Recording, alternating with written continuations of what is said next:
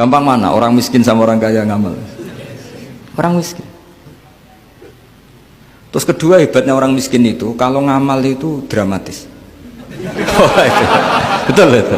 Jadi makanya kenapa Nabi suka orang miskin. Loh, saya pernah ditanya, saya ini punya teman yang kaya raya. Dia biasa ngamal 1 miliar, 2 miliar. Dia nggak terima sama fatwa saya, Gus kenapa Anda masih muji orang miskin? Ngamalnya tuh banyak saya sekali ngamal bisa 1 miliar, setengah miliar. Tapi kata saya, ngamal kamu itu tidak dramatis, nggak seru kata saya.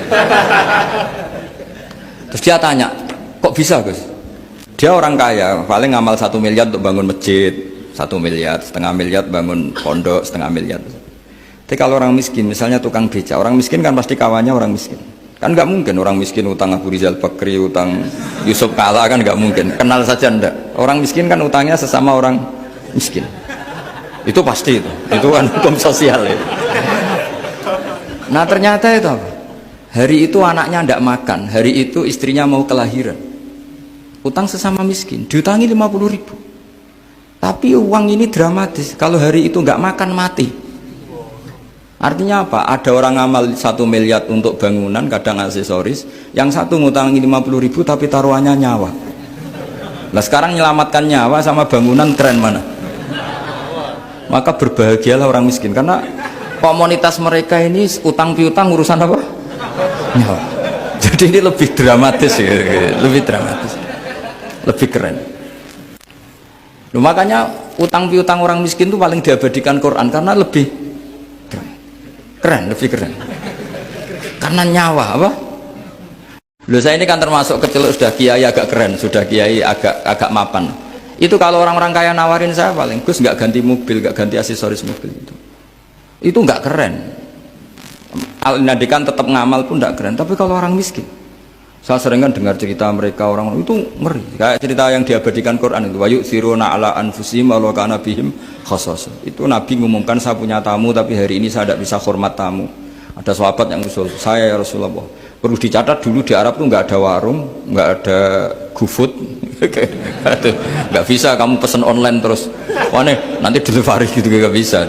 Nah terus akhirnya datang ke rumahnya, datang istri saya ada makanan tidak ada hanya untuk jatahnya bayi. Terus ya sudah, bayinya kamu tidurkan supaya jatah itu dimakan tamunya Rasulullah. Tapi kan jatahnya orang satu, tamunya kan malu kalau nggak ada yang nemanin. Terus ya sudah, lampunya dimatiin, pura-pura kamu nemanin. Wes yang satu ya ada piring sama sendok, pura-pura nemanin, yang satu makan betul. Itu diabadikan Quran. Karena apa? Dramatis gitu. Sehingga pagi-pagi dia datang ke Nabi, kamu punya amal apa? Sehingga tadi malam ada ayat wa yu'thiruna ala anfusihim walau kana bihim khasasah. Mereka mengalahkan kepentingan dirinya sendiri meskipun punya kepentingan sendiri demi tamu tadi. Terus cerita dia, kita tamu tadi malam ya Rasulullah, yang saya sanggup menghormat, sebenarnya saya tidak punya apa-apa, hanya jatah bayi.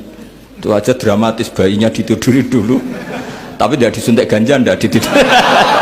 Ditidurin biasa nanti kan, ditidurin biasa. Terus suami saya pura-pura nemani, lampu dimatikan. Nah mungkin tamunya saking laparnya gak penting mikir itu, yang penting makan aja. Jadi maka sebetulnya orang-orang miskin itu tidak usah hiru, wah itu orang kaya bisa ngamal masjid 1 miliar, 2 miliar. Tetap ngamalnya ini sesuatu yang tidak mendesak.